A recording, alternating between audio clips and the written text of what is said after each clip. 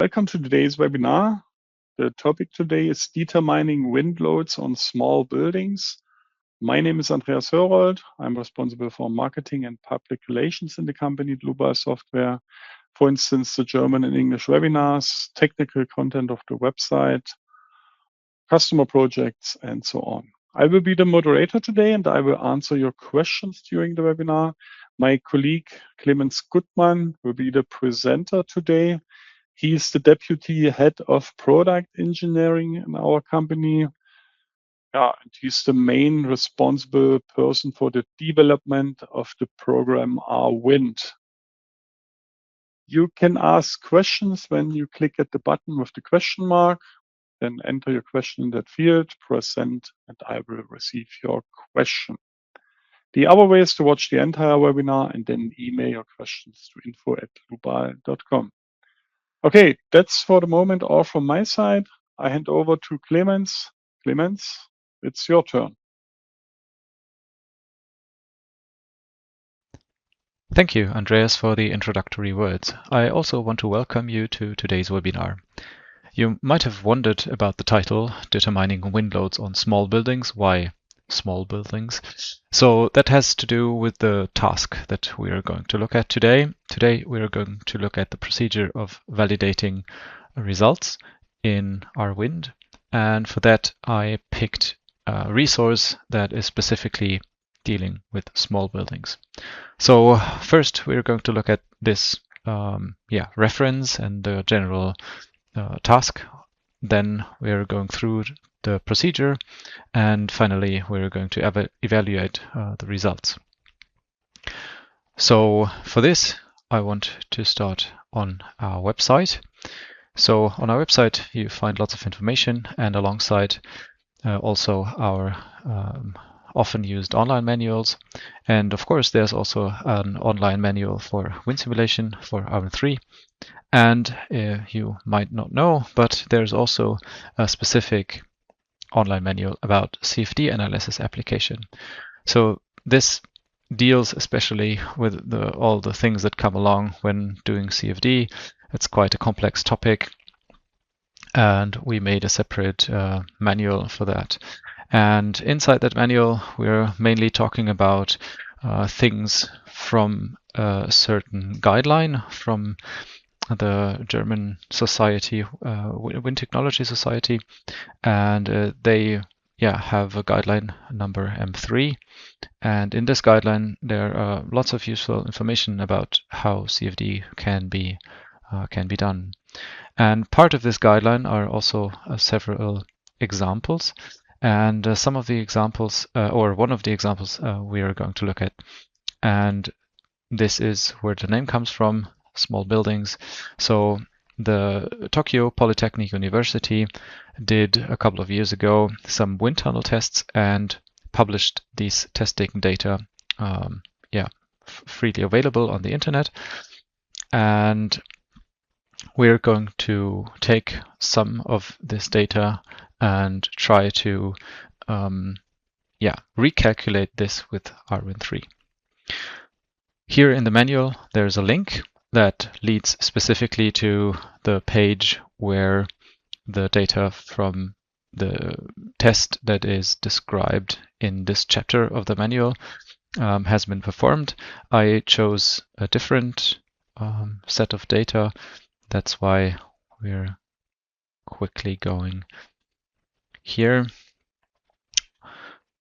to this page. So this is the main entry page. So if you search on Google for this wind tunnel test data, you will be redirected to this page. And as you can see, there were a couple of different roof types tested. So we're going to look at a gable roof today. And they also tested several combinations of ratios and several roof pitches. And if we now click on OK, we are going to get to the same page but with different values. There's some, if you click here, some explanation about how these tests have been performed. So here you can see document where they explain how the test has been performed, which specifications have been used. You can see the turbulence and the wind profile here, also in comparison to the Japan code. And see how this has been done. You can see that they have separated the building in several surfaces for which they give data. So there are different data available. So we have, first of all, the time series here, but also average wind pressures. And these are the data that we are going to look at, especially the mean values, but also extreme values are published here. And you can also find for the specific directions the graphical plots here. All right. So let's go to our FEM. I prepared already a building that matches the data or the ratios and the sizes from from the testing data. I also wrong button. I also created the model as a parametric model. So here you find the global parameters, so you can easily adapt this model to also the other tests. This model will be shared alongside with all the other files that I'm going to show today in this webinar on our webpage, so you can download it and experiment further by yourself. First things first, aside from the modeling, we of course need to have the wind simulation add-on checked here in the base data, alongside with having our wind installed in the background to be able to run this simulation. So this is, let's say, a dummy building. I used some concrete material to make the shapes, but I'm not interested in designing anything today. Of course, this can be carried out easily, but I wanted to just have the geometry, so I don't have to model this in our wind, because it's easier and more convenient to do that in RFEM. One important note: if you go to the mesh settings, you find for the wind simulation here the specific mesh settings, and I here deactivated one option that is active by default. So by default, the thickness of surfaces are considered above a certain threshold. Since I don't want to use the shrink wrapping today, in this example, I deactivated the surface, and that way I get a perfectly closed topology, so I don't need the shrink wrapping around it here. So just an important notice. Then let's go through what we need. As always, we go from top to bottom. That means first, types for wind simulation. I talked about the shrink wrapping already. So here I made the checkbox, deactivate the shrink wrapping. This is at all times checked by our wind itself if it is reasonable. So if you check this box and you actually need some shrink wrapping because the topology is incorrect for CFD, it will be activated during the calculation. So yeah, just make sure that if you really want to do it, check out our wind itself. So yeah, that you know about this automatism. Next thing is the load case. So for the load case, I want to have here a load case for 0 degree. I want to use the analysis type wind simulation, and this doesn't matter, but anyway. Then you have the wind simulation analysis settings. We're going to look at them in a second. And of course, we need a new wind profile. So let's do that. In this case, we are not going to use the standard wind profile or ABL, but a user-defined one, because we got that here from the data. If you recall, here we have this graph where the wind speed and turbulence density are displayed. And I extracted this data here to an Excel file. And looks like this. So yeah, you have the wind speed in meters and the turbulence in percent. And as you can see, it matches the graphic from the PDF that we've just seen. And so I'm going to take that data, go back to RFM, sorry, and copy it here. And yeah, we're basically done. Now we can take a look at the wind velocity as well as the turbulence intensity here.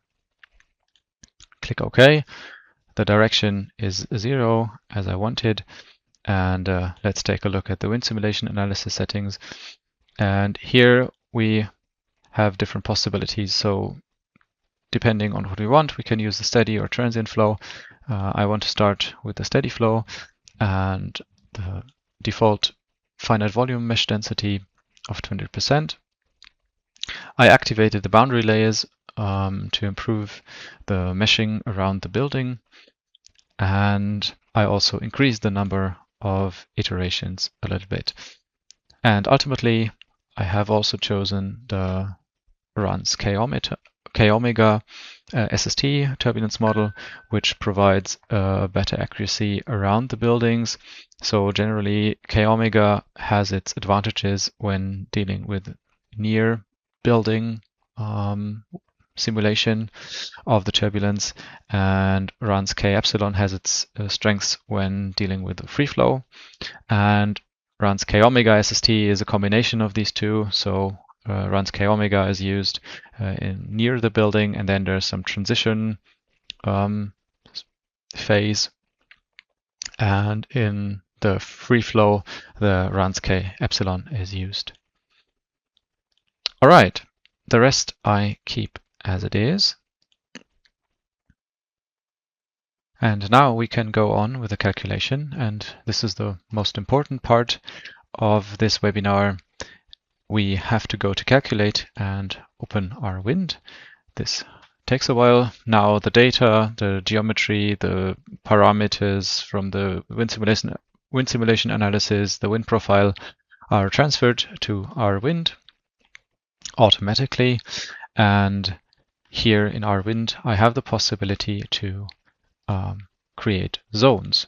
So what are zones? Zones are parts of the geometry, and by default there's only one zone, and we are going to create new zones, and we are going to create one zone for every surface in the model, plus one zone for the bottom, as we don't want to receive results for the bottom surface. And then we go to the zone editor here, and let's look from the front, and we want to use the triangular mesh to pick the zones, and we don't want to pick everyone separately because there are hundreds of them, but we want to use this selection feature. And now we are looking at the surface number 1, so we don't want to change this, and the first surface on the right will be surface number 2. So I select them, click on the zone, and I'm good to go. Then I can switch over to the left side, and this is surface number 4. The roof on the right is surface number 5, and the roof on the left, surface number 6, and the bottom, as I said, surface number 7, which we're not using. Now you can see that the colors of the surfaces changed. Now the only surface we are missing is the back one, which is surface number 3. And we're good to go. So now we can go to simulation and start the simulation. This will take a while depending on your settings. I don't want to bother you with the calculation today, but this is the basic procedure. So now you run the calculation, and after it is done, you can evaluate the results. And I'm going to show you how that works in a sec. So for this, I have prepared an already calculated model here. Oh, this one.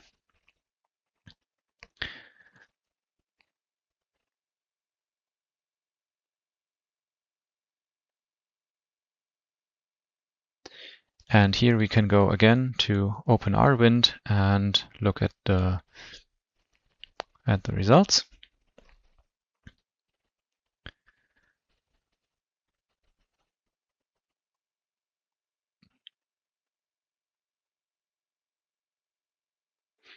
So here you can see that we have results. And now we can go back to the zones and open a zone. And aside from the settings in the zone, we also have info. So this info, after the calculation, before the calculation, you find some basic information, but after the calculation, you find also information about drag forces and pressures and these pressure coefficients, CP. And what we are interested in today is this CP here, this mean CP value of 0.722. You can see that there are also minimum and maximum values provided here. And with this, we are going to an Excel sheet where we fill in the different data. So what I did here, I did for one wind direction, extracted the mean wind pressure coefficients from the data from the web page. So if you go back to the website, here we have the surface number 1, and we have a mean value here, this black one. So I extracted this data for every surface and put it here, and this is going to be our reference. And then I have Excel tabs for the different settings that I chose. So I played around with the different modeling of the flow. So I tried out the transient flow here, year-ends, and the steady flow with rends, and I also experimented with the different density settings. And I ran a couple of calculations, and I always extracted this mean pressure coefficient from the data, and then you can find some additional columns here, and these I'm going to explain now. So the guideline from the Wind Technology Society is giving two procedures how to measure if the quality of a certain calculation is sufficient. And if you go back now to our online manual about CFD analysis application, you can see that here the same that I'm going to show you now has been done and well documented. And here's the part about this document. And we have two knowledge base articles about these two procedures. So one procedure is about the hit rate. So the hit rate is a basic formula that says, okay, so you have a certain allowed deviation between the reference and your calculated results. And this you measure for every result value that you want to get. So in our case, we have 6 values for one value per surface, and we have 6 surfaces. And they recommend to have hit rate above 90 to have a good accuracy. Of course, everything within CFD is discussionable, so there's no hard hit rate here, but this is their initial recommendation for the mean value of pressure coefficients.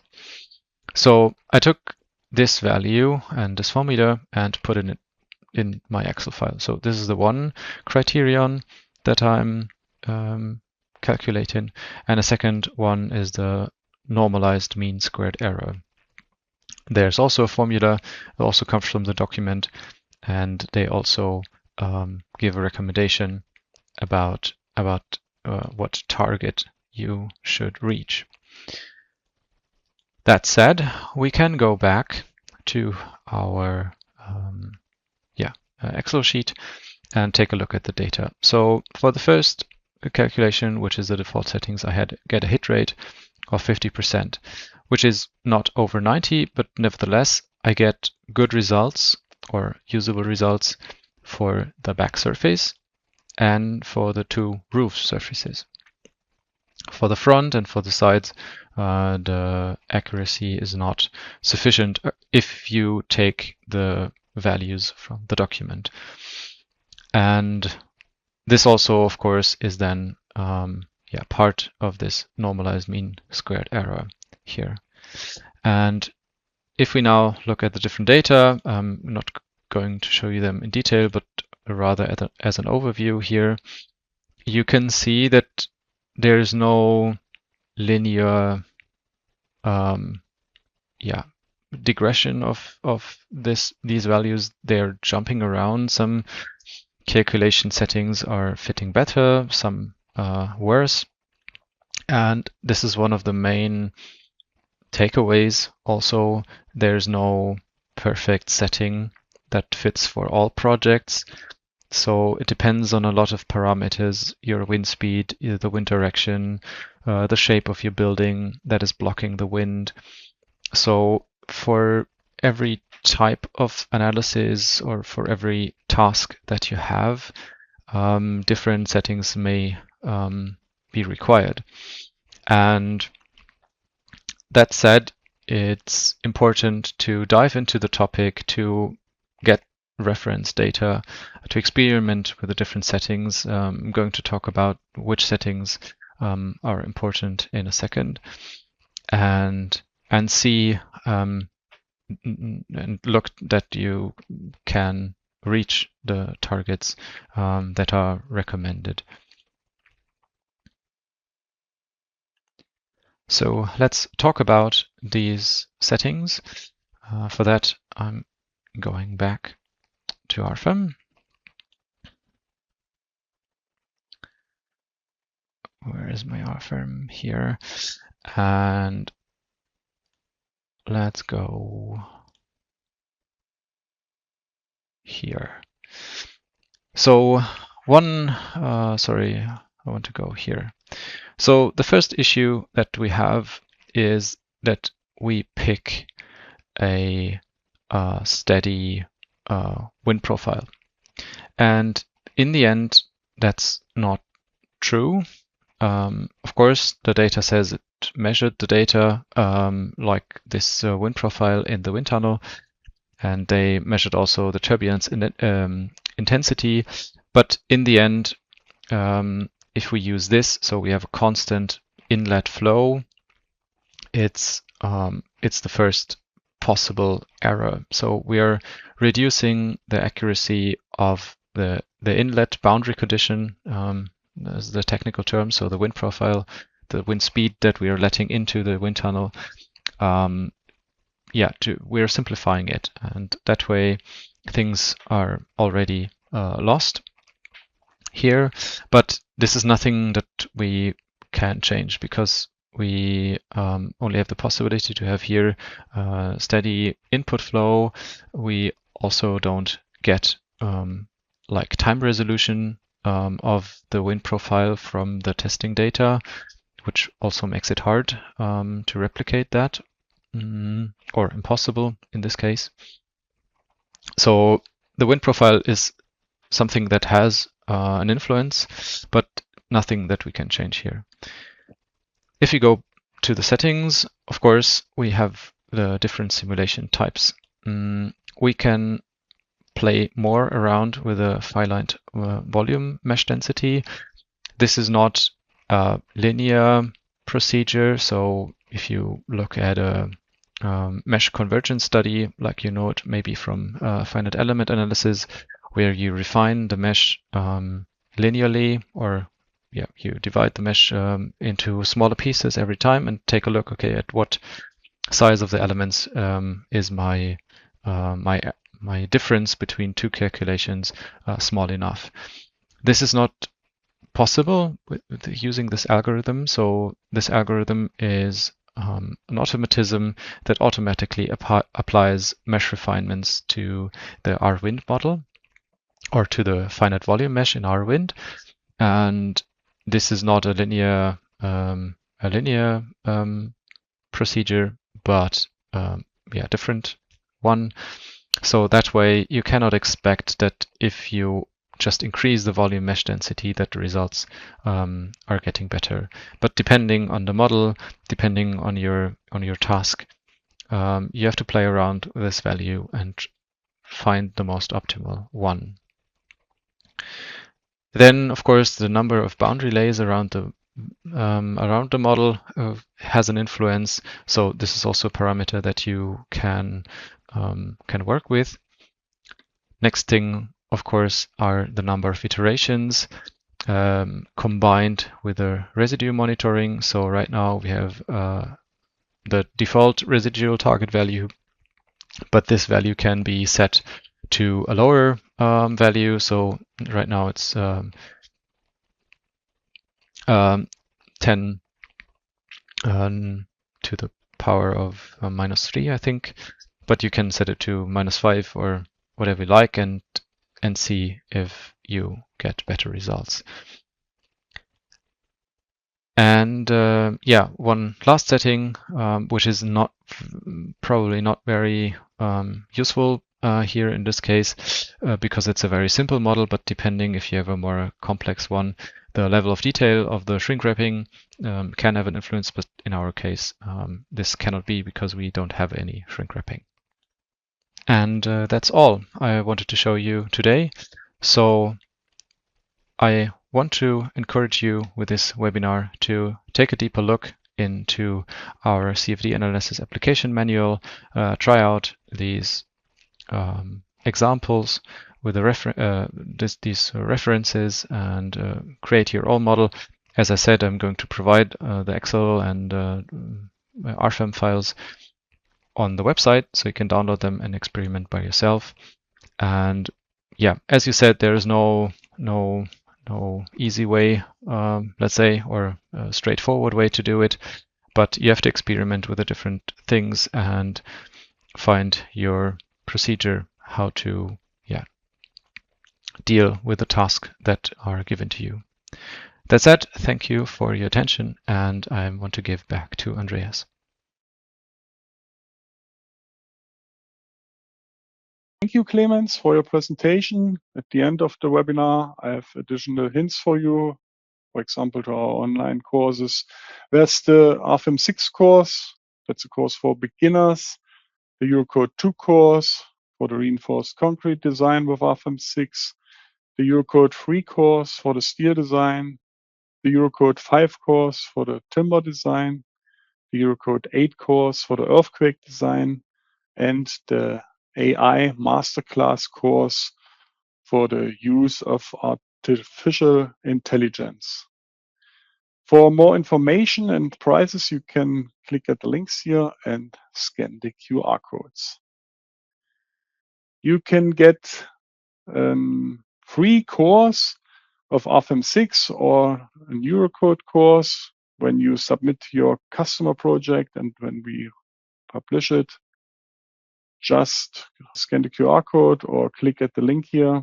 You will reach a form on our website where you can upload your files. You can also write me an email to info@dlubal.com, and I will write you back which files I need. Then a hint to our free online services. Now, there's the Dlubal community, for example. You can ask questions there, and our support team or other community members will answer you. You can determine wind, snow, and earthquake loads on our website with the GeoZone tool. You can download 3D models as a template for your project, for example. Also, can you download the 90-day trial versions of RFM 6, RStab 9, R-Wind 3, and R-Section. Just scan the QR code here. You can find more information on our website, dlubal.com. For example, the videos and recorded webinars, knowledge base articles. You can ask the AI assistant Mia 24/7. Just try it. Okay, that should be also all from my side. I thank you for your attention. Thanks again to Clemens for the presentation. I wish you all a nice rest of the day. I hope we meet each other in a future webinar. See you then. Bye-bye.